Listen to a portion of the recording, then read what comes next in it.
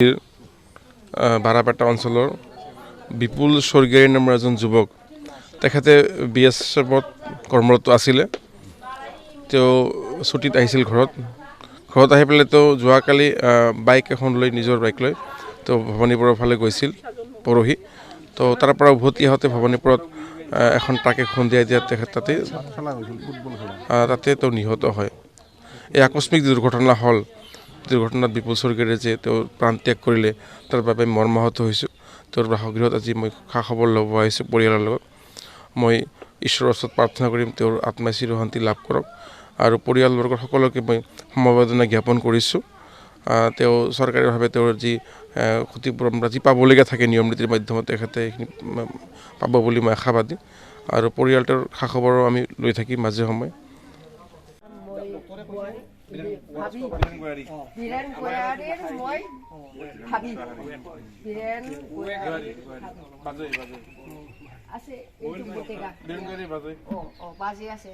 তার মানে মোর নিজা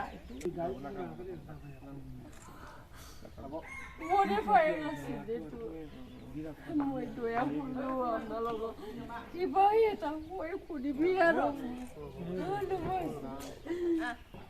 মনে পায় আছিল তো বিৰণ তাকে বিৰণক কাৰণ বিৰণ তাকে খুদিবি পৰি আছে না পৰি আছে আছে বেনো পুলিশ কোন যাও বাগাদি প্রাইভেটে পড়ি আছে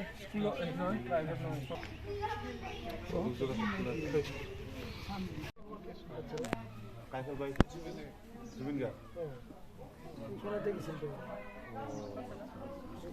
খেলা সাথে বলে কোন রাতে রাতে এটা লোক বহুত কি মানে বিয়া কৰিছে